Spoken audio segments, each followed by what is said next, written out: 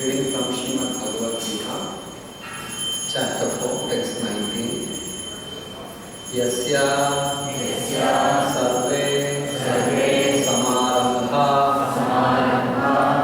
sarve samarambha yasya sarve samarambha kama sankalpa varjitaha kama sankalpa varjitaha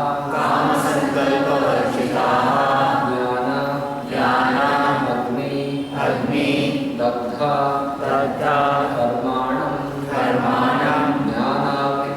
कर्माणं ज्ञानाग्निदग्ध कर्माणं तम् आहुः पंडितं बुधाः तमाहुः पंडितं बुधाः यस्य सर्वे समारम्भाः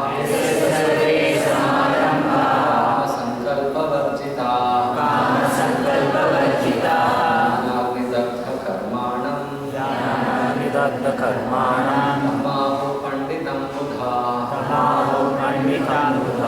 यस्य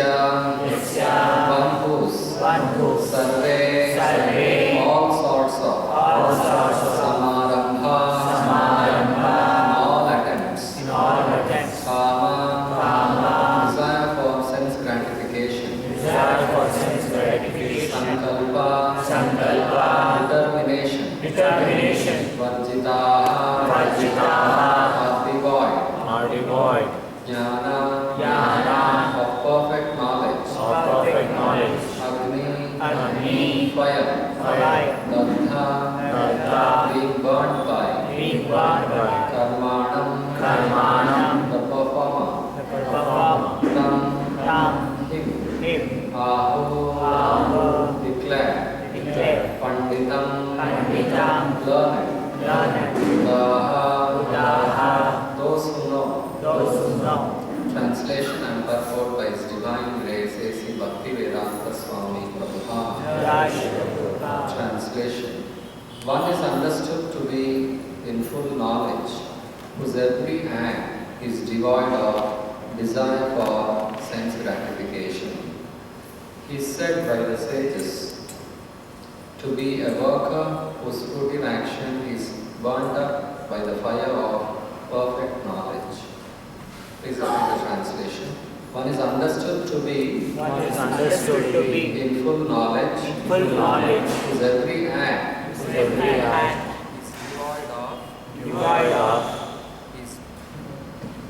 is devoid of desire for sense gratification.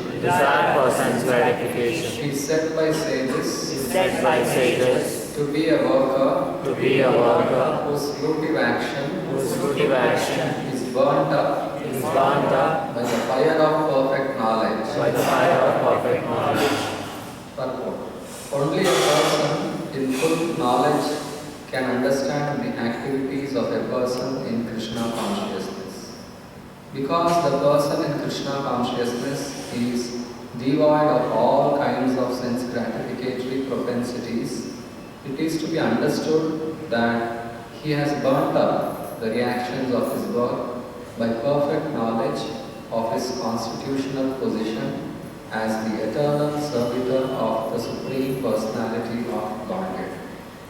He is actually learned who has attained to such perfection of knowledge. Development of this knowledge of the eternal servitorship of the Lord is compared to fire.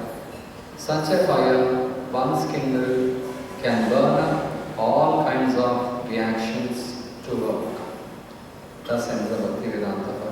Om Jnanatimirandhasya Jnananjanashalakaya Chakshurunmilitam Yena Tasmai Shri Gurave Namaha Namo Vishnupadaya Krishna Preshtaya Bhutale Srimate Bhaktivedanta Swami Niti Namine Namaste Saraswate Deve Gauravani Pracharini Nirvishesha Shunyavadi Paschatya Deshatarini Jaya Shri Krishna Chaitanya Prabhu Nityananda Shri Advaita Gadadhara Shri Vasadi Gaura Bhakta Vrinda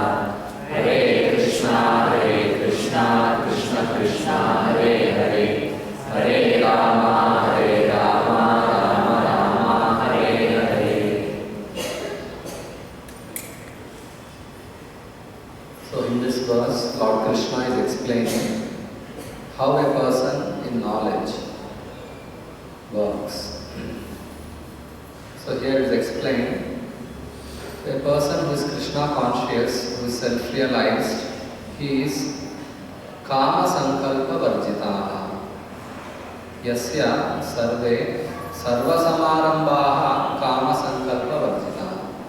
We being living beings, it's not that after self-realization we become inactive. Some people think once we become liberated, then we have nothing to do. Actually, real activities begin only after liberation.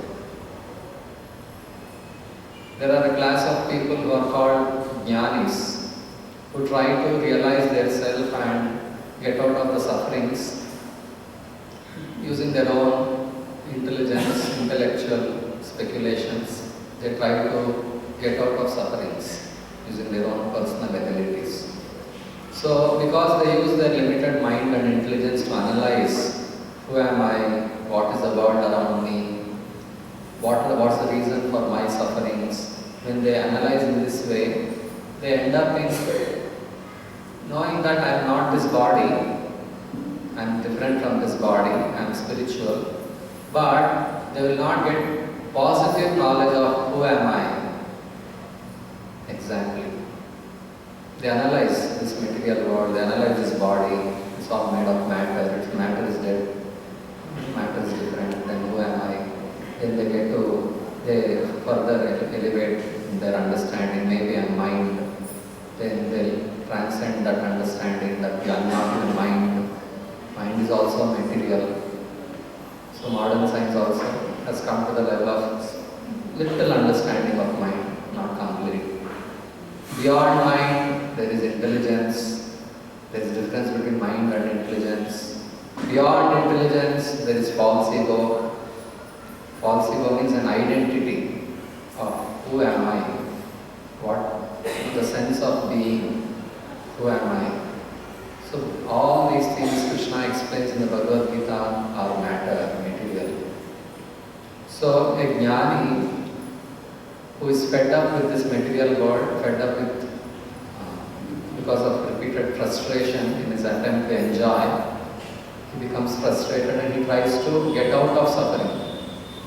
So when he adopts this method of speculation, he may come to the point of understanding that he is spiritual, he is not material, and he may think that the Supreme Lord is Nirakara, all-pervading Supreme Spirit, he is spread everywhere, and let me merge myself into the Supreme energy of the Lord, that is his understanding, and lose my individuality altogether and become one with God.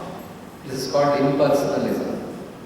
Impersonalists are those people who think that I can become one with God by practicing certain things, by controlling my mind, controlling my senses, and stopping all material activities, and simply concentrating on some impersonal void or impersonal energy of the Lord. I can get out of this bodily coverings and then become one with God, merge with God. But actually this is not true. Because we are eternally individual spiritual beings and we cannot merge with the Supreme Being. Our individuality is eternal. That's explained by Lord Krishna.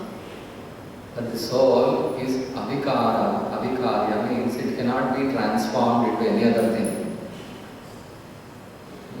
Krishna says in the Bhagavad Gita 2nd chapter, Natvevaham jatu nasam natvam naime janadipaha na chaivana bhavishyamaha sarve vayam atah param. Krishna says, never was there a time when I did not exist, neither all the people have assembled here. Never was there a time where we did not exist. That means in the past, we all existed as we are, individual living beings.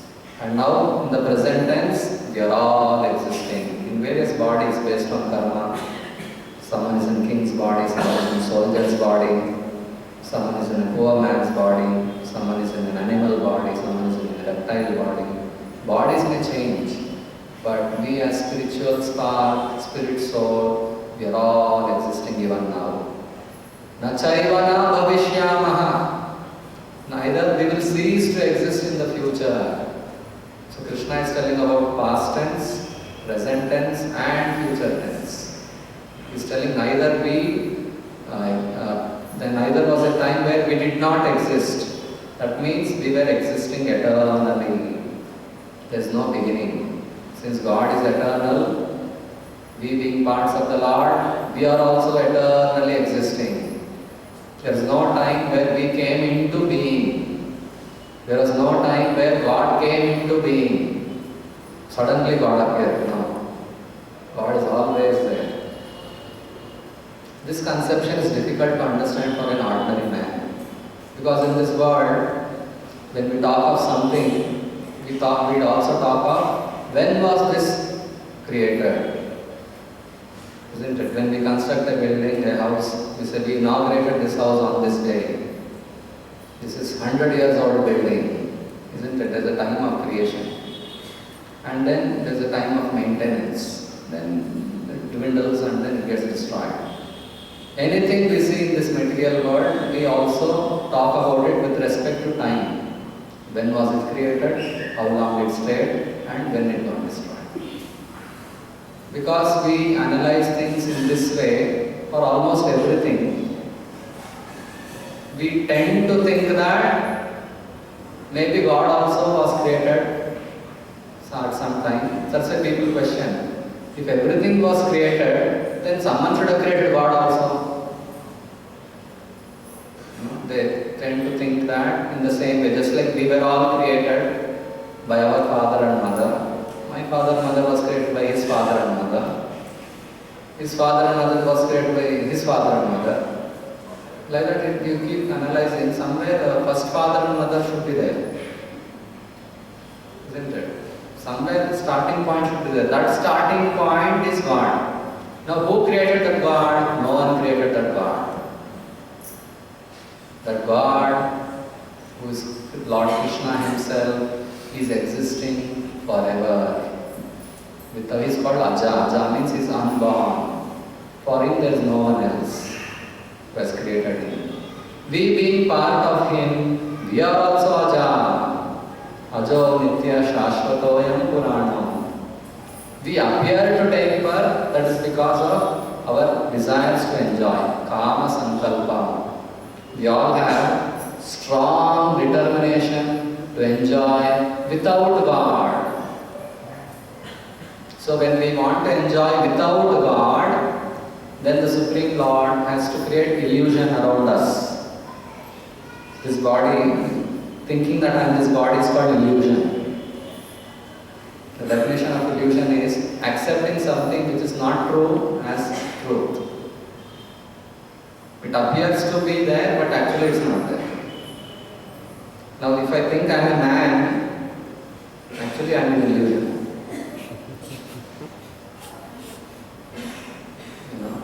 So we are so many men and women are illusion if you think like that. The reality is different. Because it's all matter only, earth, water, fire, air. It's all matter. Just you assemble the matter in the shape of a human being doesn't mean that you are a man. Isn't it? Just like clay, a lump of clay, you take and give a shape to it. You are calling it is a man, shape of a man, but actually it is clay only. You have shaped it, that's all. For you, if suppose some cow comes there. For cow still it is clay only. In your perception, you are thinking, oh, this is a man doll, this is a woman doll. For someone else, it is the same matter only.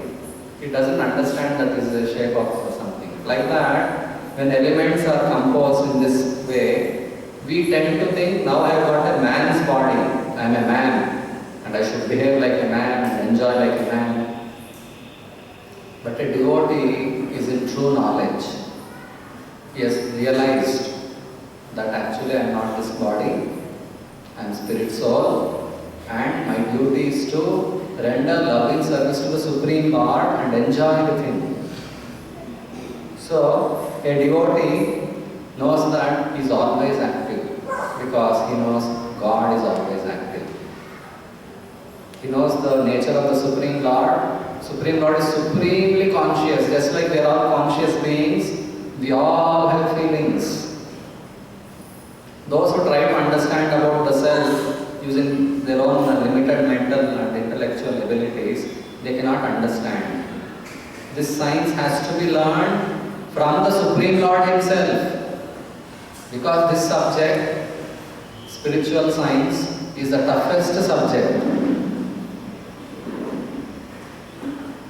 And only an expert master can teach, who knows this science perfectly. And that expert spiritual master is Krishna Himself. God Himself takes the role of a teacher and comes down to teach about Himself, because it's very tough. Why it is tough? Because we are in ignorance. We are all in illusion. So when we are all in illusion and we are having this Kama Sankalpa, strong determination to enjoy differently other than serving God, so to pull out the soul who is deep in ignorance, it's not an ordinary thing. To make even one person realize that you are a servant of God, tons of blood gurus will come and shed. Acharyas, they take all trouble. Prabhupada writes it in the preface, in the Bhagavad Gita here. He says,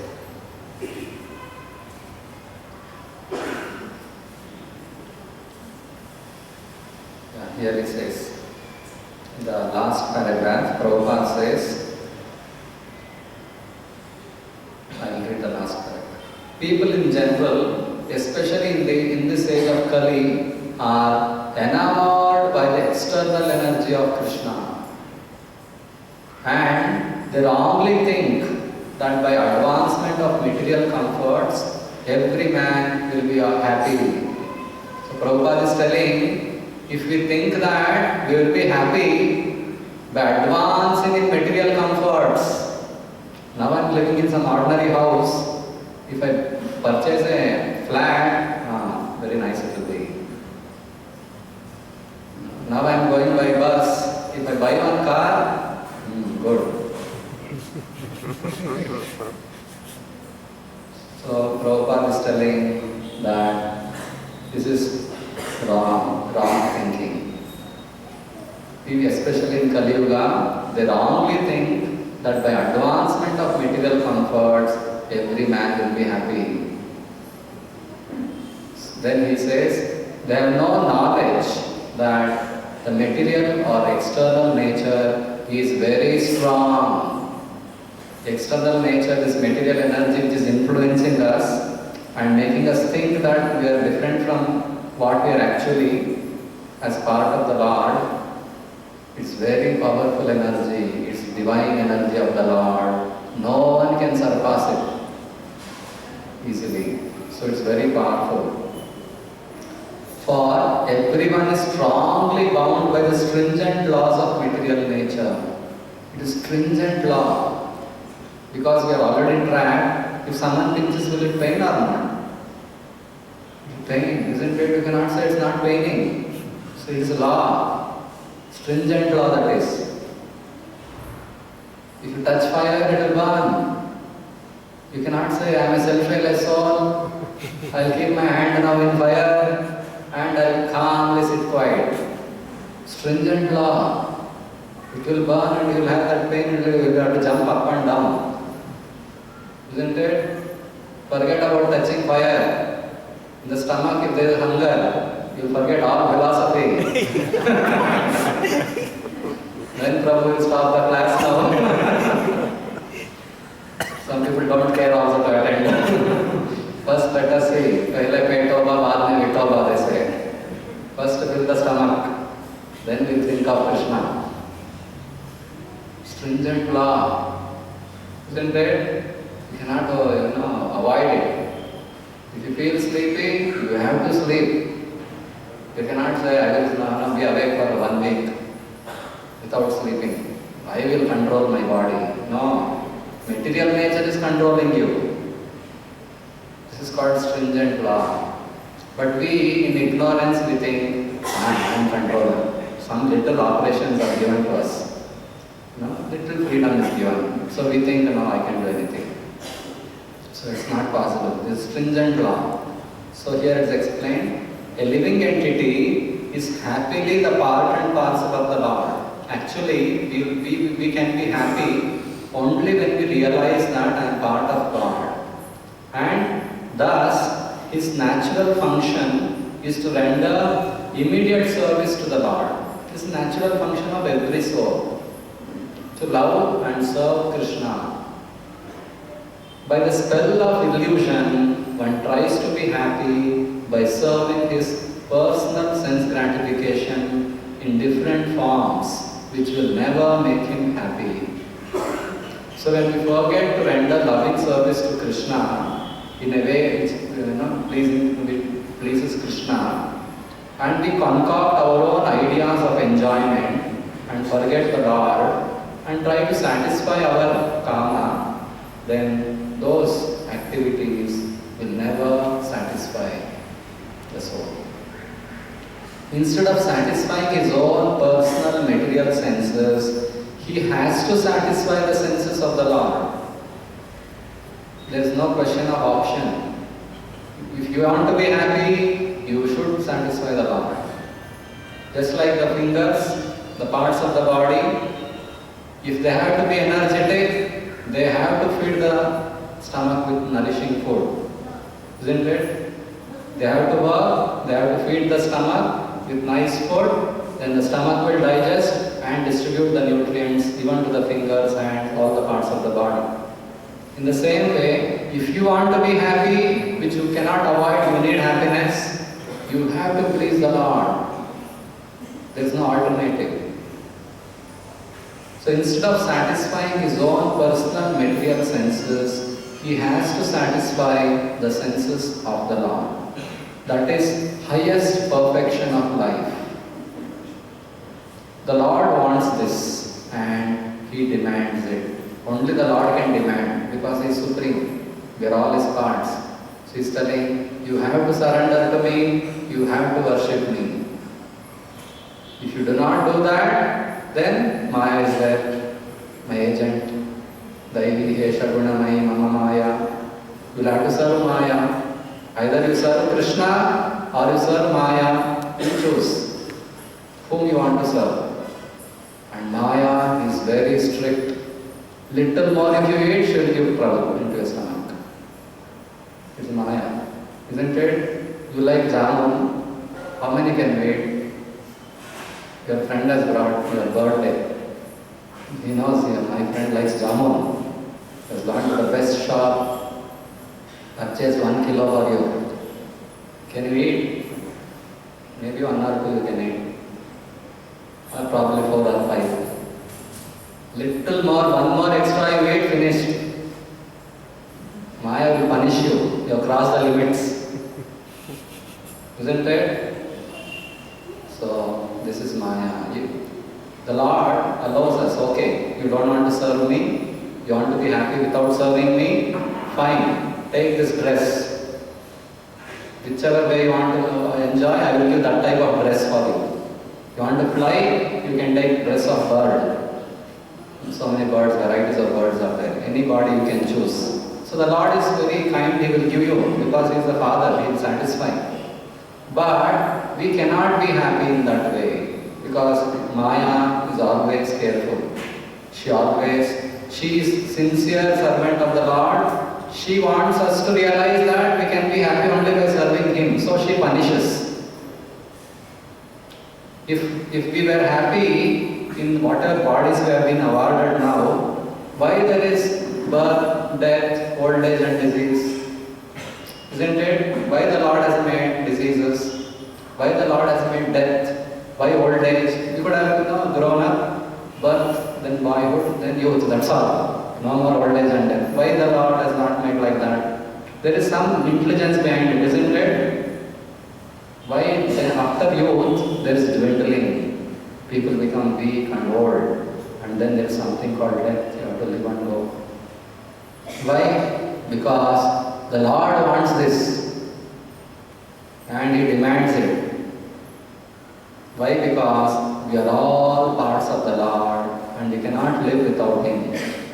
Just to satisfy our illusory desires, for some time He allows. And then He tries to call us back. If you do not agree, He will force you in the form of laws of nature. You will have to die. Either now voluntarily you understand your position, especially in human life. This understanding can be had. We can know this. Utilizing human form of life to understand God is the best utilization. Otherwise we can live like other animals and eat and sleep and die. That also we can do. So many, when any occasion we celebrate, isn't it? We would like to gratify our senses in so many ways. Just give some reason and enjoy. So that is going on in all species of life. Enjoyment is not negated. Everywhere there is enjoyment. But Krishna is telling, you come and enjoy with me eternally without problems. But our problem is, we are doubtful. Is it really true? If I go to Krishna, will I really enjoy? There is a doubt in the heart. Who is this Krishna? Why should I surrender to this Krishna?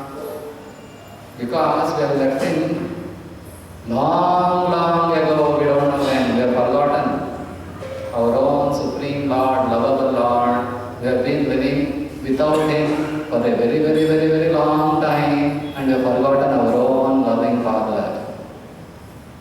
We are asking our Father, who are you? I don't know who is this person. It happens, isn't it, when a child goes away from home, lives for 20, 30 years. Then he will not recognize who is that father, who is that mother. Like that, we all have forgotten and we are no challenging.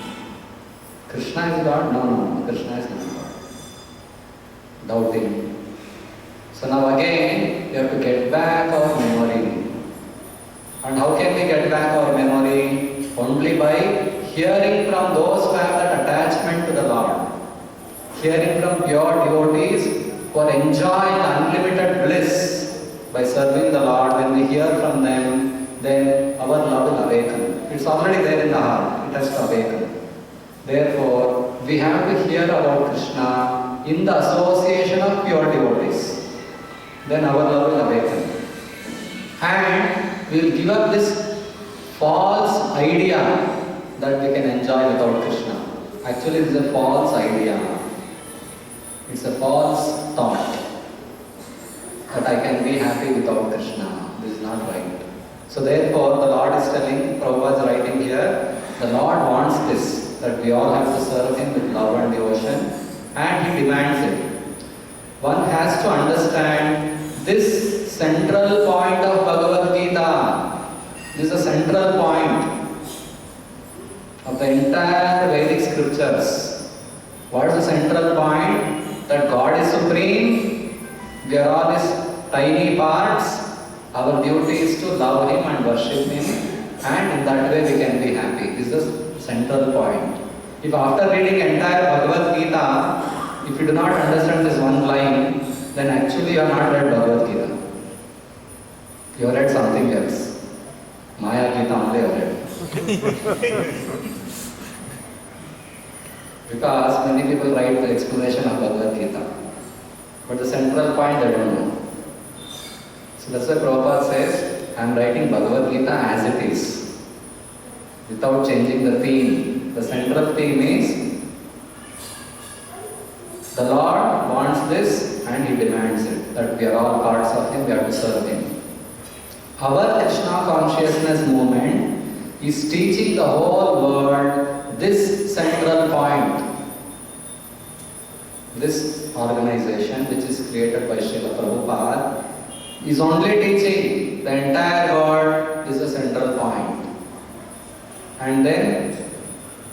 And because we are not polluting the theme of Bhagavad Gita as it is, anyone seriously interested in deriving benefit by studying the Bhagavad Gita must take help from the Krishna consciousness movement for practical understanding of Bhagavad Gita under the direct guidance of the Lord. So if we have to practically apply the instructions of Bhagavad Gita, Prabhupada is telling anyone who is serious should take help from the devotees who are in this movement, seriously practicing. When you take their guidance, that guidance is actually coming directly from Krishna through the organization. So this is the way we have to apply Bhagavad Gita in our lives. Take guidance from devotees who are practicing Krishna consciousness in this organization.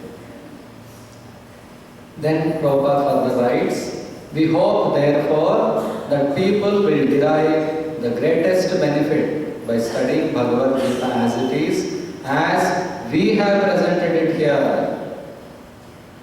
And if even one man becomes a pure devotee of the Lord, we shall consider our attempt a success.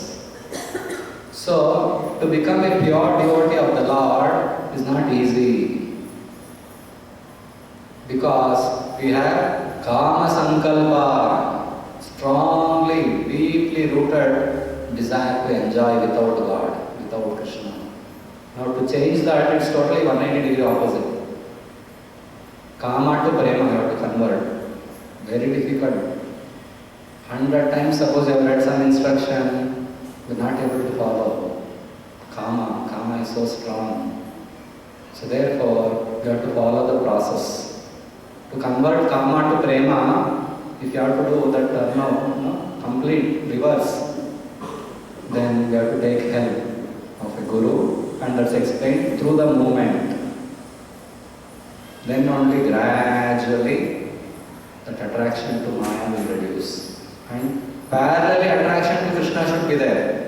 But what these jnanis do or Mayavadis do, they negate, they withhold all senses from the sense objects and try to make it nil, thinking that indulging in sense enjoyment is cause of all suffering, so let me not indulge in any sense enjoyment and make it zero.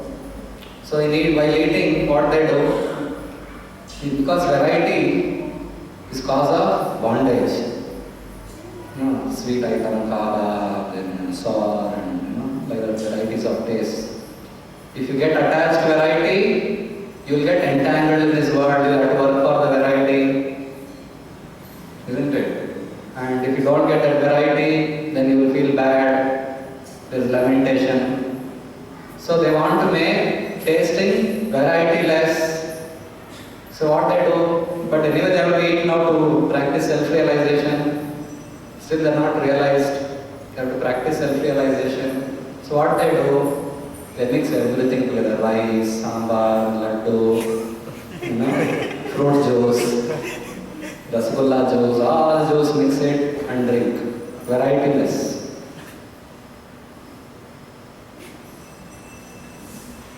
So nice it is. So this is the way they think we can get out of all suffering and all attachment. But Bhakti Yoga is not like that. In Bhakti Yoga, Krishna is telling, Krishna is a person, we being his parts, we are also persons. Supreme Lord Krishna has senses, we are also having senses. And why the senses are there? For enjoying. And tasting is one type of enjoyment.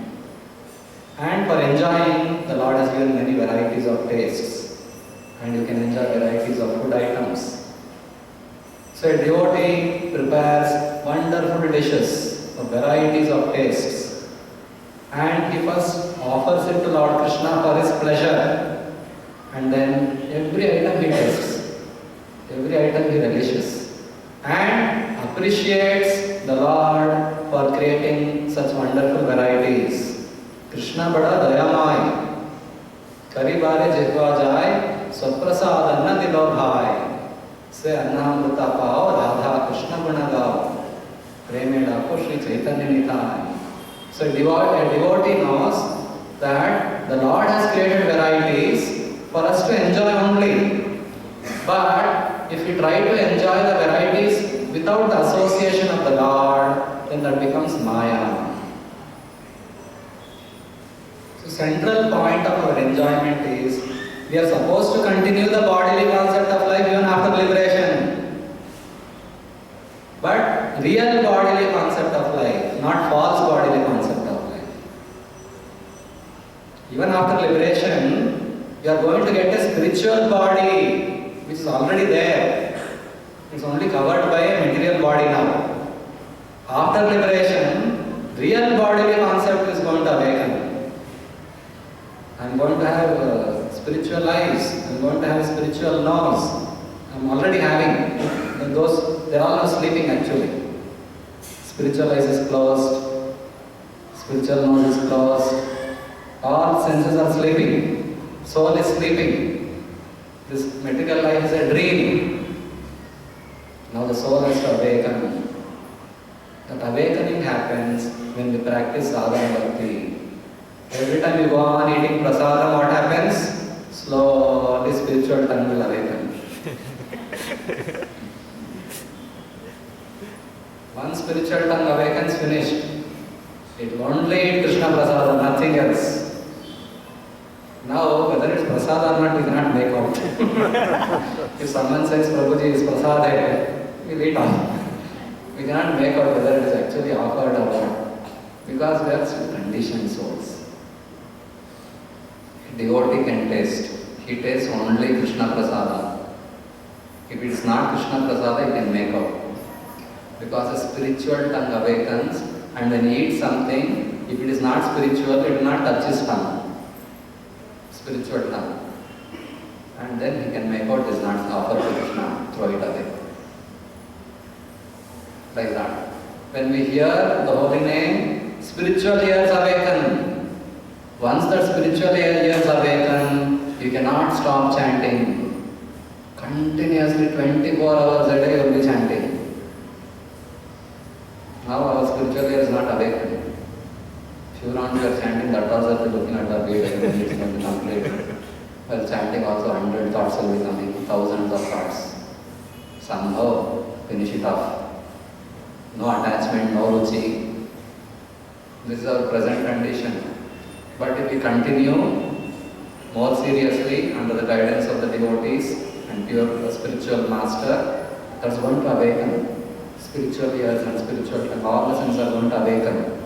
Once it awakens, then we are going to be extremely active, fully busy in serving the Lord, no rest at all. And you will never be satisfied. You feel, oh, I have not served Krishna properly. Little more better I should serve now. In that way, you get into an eternal competition to please the Lord. The Lord will be pleased with our service. But when we look at the Lord so satisfied by our service, we feel I should serve Krishna even more. Today he ate this variety of rasgulla, tomorrow little more something kesar I put and give. Little more variety I give. Then Krishna will be very happy. So there's an eternal competition between the Lord and the devotees going on in the spiritual world, and there's no cessation at all. Ananda Mudivardhanam. That ocean of pleasure, because of the loving exchange between Krishna and the devotees, is expanding more and more and more without limit in the spiritual world. So we will enter into that eternal relationship with the Lord and engage in His loving service eternally with all the senses. Our senses are actually meant only to serve the Lord. Rishikena Rishikesha Sevana Bhakti Ruchyate. Bhakti means use all the senses only for pleasing the Lord. When we do that, the Lord, in reciprocation, will overflood our senses with pleasure. This Brahmananda which Jnana yogis get, it is just an absence of material miseries. They got out of material bodily floating in the Brahma Jyoti, spiritual effulgence of the Lord. It's a kind of neutral state.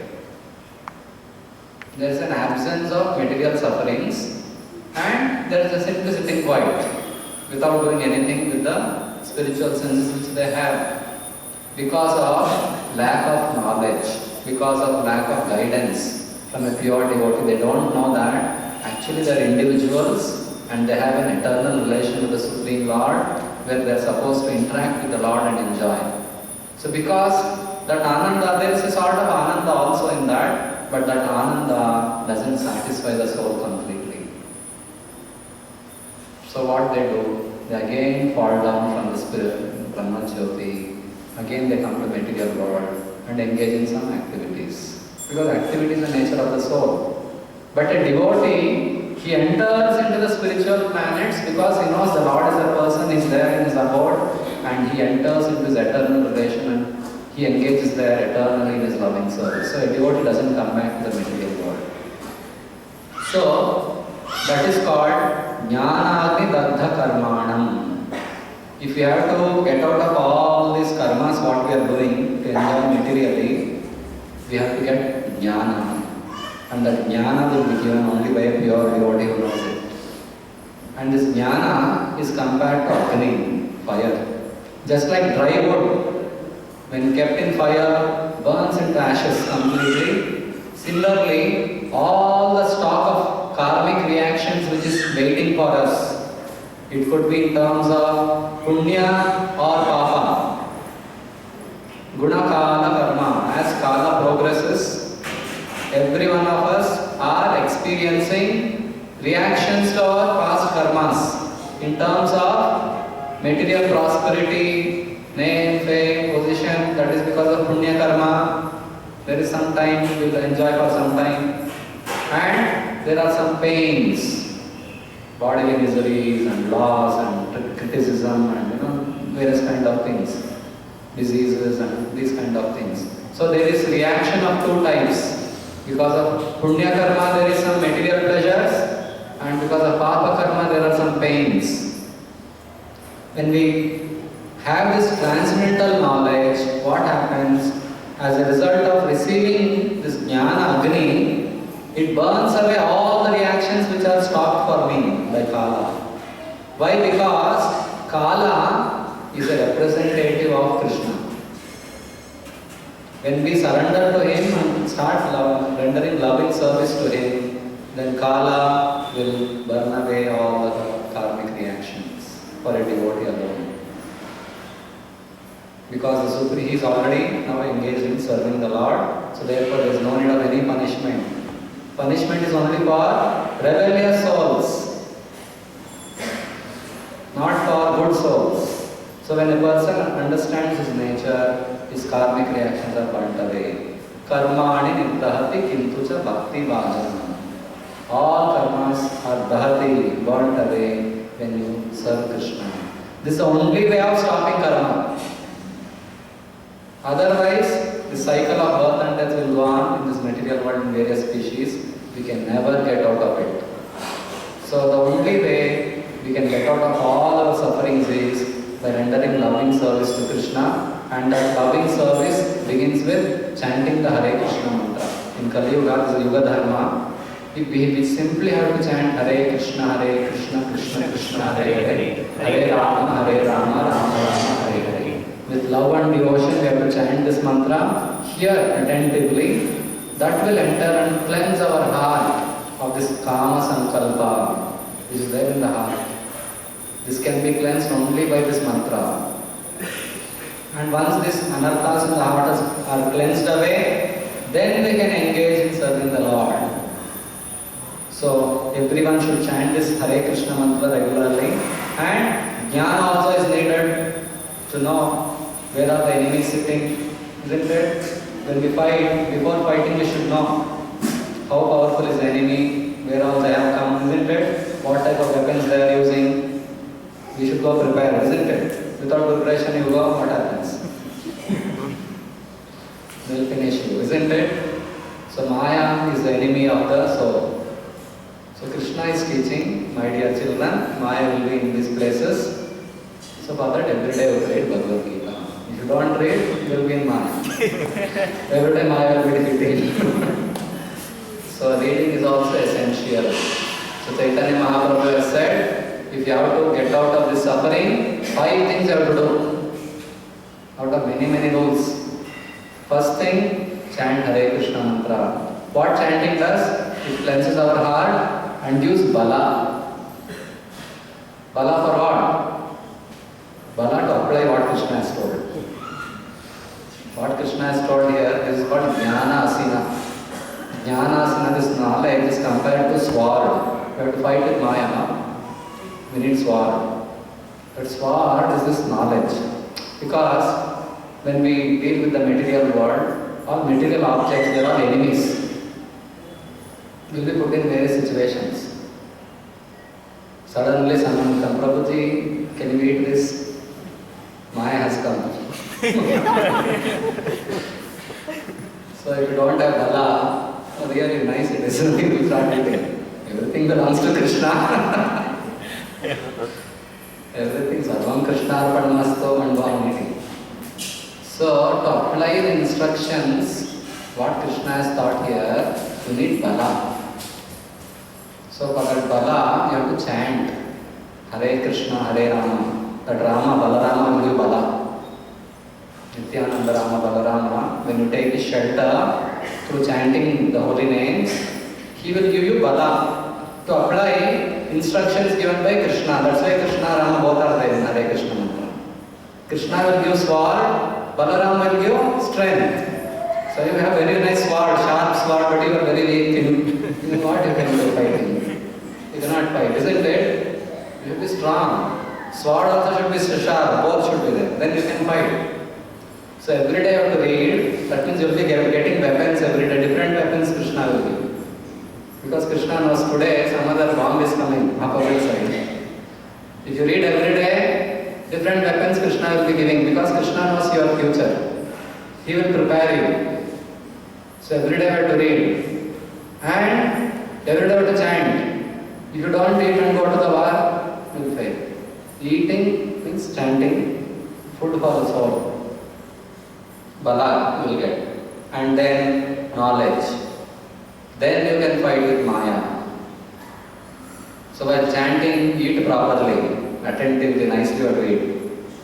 So chant nicely, hear nicely, then you will become strong. So Chaitanya Mahaprabhu has said, chant every day nicely, read Bhagavad Gita, Bhagavatam, then associate with devotees and learn the practical applications because they are more experienced, they will be telling you some more things.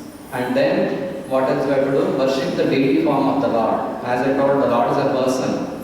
He has mercifully come in the Vigraha form. Every day render service to Him. And stay in a holy place. Make your house, your atmosphere holy so that it always reminds you of Krishna. These 5 things are most essential principles to be followed to overcome this Kama Sankalpa which is burning in the mind. So I'll stop here. Granthra Srimad Bhagavad Gita ki jai. Prabhupada.